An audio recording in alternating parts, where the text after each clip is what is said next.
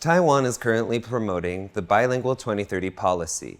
Part of this policy includes using English as a medium for instruction, or as the language in which some courses are taught. In Malaysia, policies like this have been commonplace for many years, and those policies have also changed over time. So today, we're going to hear from some Malaysians who grew up studying in this kind of a situation and hear what their experiences and feelings are about it. Thank you all for joining us today. Really glad to have you on the show. So first, I'd like to ask, what languages do you know and how did you learn them? Did you learn them in school or by some other way? Ika, we'll start with you. I learned 3 languages since kindergarten, including Chinese, Malay, and English. So we started that from very early age and until high school.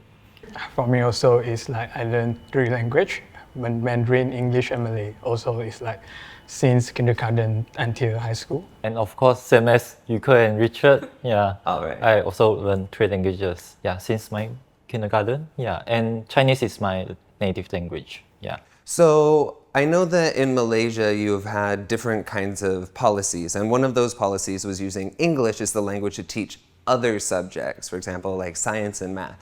Can you tell me what your experience going through school was? Like, when did they start using these kinds of policies or this kind of method?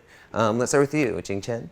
Yeah, like the Duolingo language teaching method is started since my primary school, and especially in the subject of science and mathematics, So until my high school, I learned my maths and science in Chinese, but until my senior high school year, I changed it into English. For me, it's like in primary school, we mostly use Chinese to learn mathematics and science.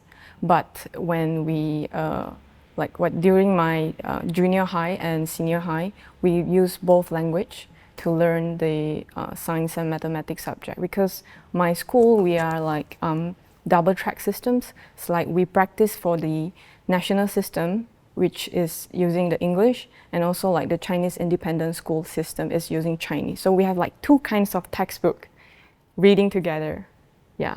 Okay, so let's talk a little bit about that. So math and science are subjects that have a lot of vocabulary associated with them. What was it like learning those kinds of difficult subjects in English? Richard, can I start with you? For me, it's an extra burden because I need to memorize 2 languages in like technical terms of the concept. So it's like I need more time to prepare the exam because I need to prepare in 2 languages. So it's a burden for me. Mm-hmm.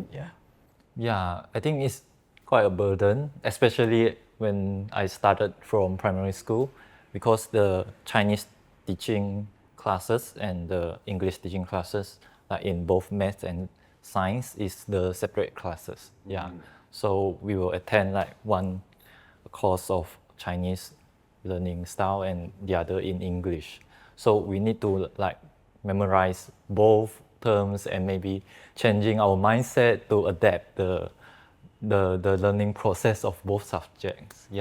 And especially in my senior high school years, when the maths and science are getting harder, and all the terminology we need to memorize is become very difficult, I think.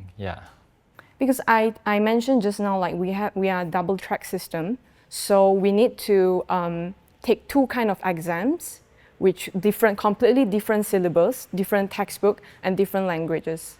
So you need to actually memorize 2 things for like 2 answers for 1 question, something like that, in 2 languages. And some of the time, their standard answer might different. Yes, so you feel like you are dealing with the system, not actually the language. It's like a lot of mess happening, Because I live in rural areas, so for me it's like most of my classmates is only Chinese educated, so it's difficult for them and for me also to learn 3 languages at the same time, because like we only speak Chinese in our family, our home, and speak Malay because I live in a Malay populated city. So mostly my second language is Malay so I will also use Chinese as Malay only. But English is like my 3rd language because I'm not gonna use it in public area or like work So in school, most people will left out because they feel like they can't understand the English, especially in the difficult terms in math and science. Yeah. And Jingchen, for you, how about your classmates? I need to mention like the studying process during my senior high school year, because like our textbooks are all in Chinese, and especially like in science and math subject. So we need to find our own English reference book. Yeah. So like the Cambridge A-level textbooks, or like in US is the McGraw-Hill. Yeah. All the science stream publications, but those reference maybe like it's quite difficult for us, yeah, as a beginner level.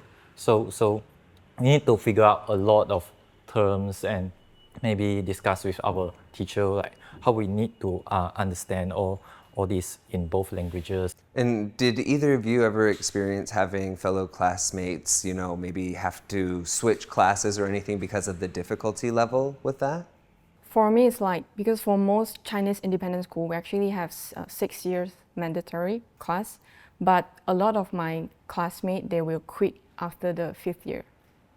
Like they will quit after they finish the 5th year, and they will, because we're either going like a national exam in our 5th year, and another exam which is for our own system is like the 6th year. They don't want to take that exam because it's too difficult, so they will quit and then they will go to college to continue in A levels, foundation, or somewhere else. Yeah, so they won't like finish the double track system, something like that. Yeah. And then Jingchen, you also were a teacher for a period in Malaysia. So I was interested, have you seen any kinds of effects of this on your students when you were teaching there? So the school I teach before, they are mainly using the Chinese language as the teaching language. So all the student is actually quite okay with it, I think, yeah. But about English, I need to mention like in the school I teach, they will differentiate all the classes, like depend on their level of proficiency in English. So I think it's quite a better, like It's like not mandatory. teaching. Yeah. It's mandatory.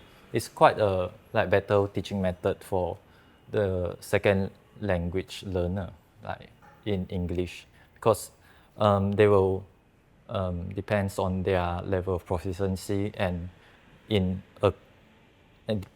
we distribute all the students into smaller classes, and they will handle all their like difficulties in learning their second language. Yeah. So originally in Malaysia, it was compulsory that some subjects were taught in English. However, later they moved to a more dual language system where you could choose the subject that you wanted to learn something in. What were the changes that you saw happen when they switched to that system? Richard, did you see any changes? I think the most changes is like, I think it's easier to learn because only for one language, but the difficulties is like you need to learn from not your mother tongue, so you need to like put extra effort on it, because like you need to only learn English, you need to learn English in certain subjects, so I think it's a burden, but I think it's more easier for like learning both language in same subject, because you don't need to like study same content in different languages. But I think also there's a best part for like bilingual. It's like actually for our exam paper, they were all like, for the science and mathematics, they were written in Malay and English. So like if you don't understand in the English term, you can refer to the Malay.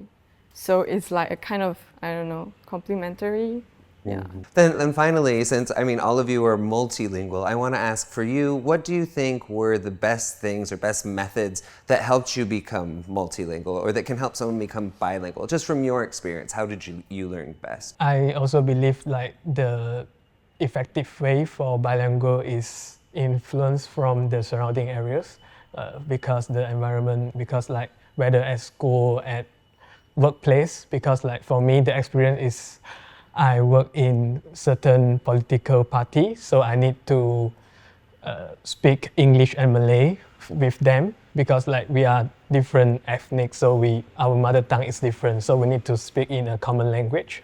So because of that, I speak the language fluently, not partly it's because of school learning also. Yeah.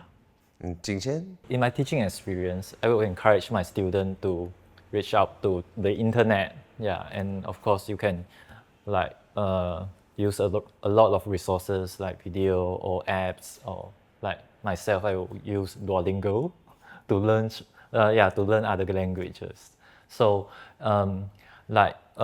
during my teaching, because it's mainly in Chinese, so I will write out the keywords like in both languages. Like, okay, this is the key concept and you need to understand in both languages. So you can try to search in Google yourself, and then you can try to access to other kind of resources, and you'll find different kind of information in both languages. So I think it's the way during self-learning, you can build out yourself started from some keywords to learn certain kind of knowledge and concept to broaden it. Yeah. All right, well, thank you all so much for sharing your experiences growing up in Malaysia and learning both languages or multiple languages. Hopefully we can use this information to kind of understand what Taiwan's future might look like if there are changes made to the bilingual 2030 policy. Thank you so much for joining us. Thank Thank you. you. Thank you.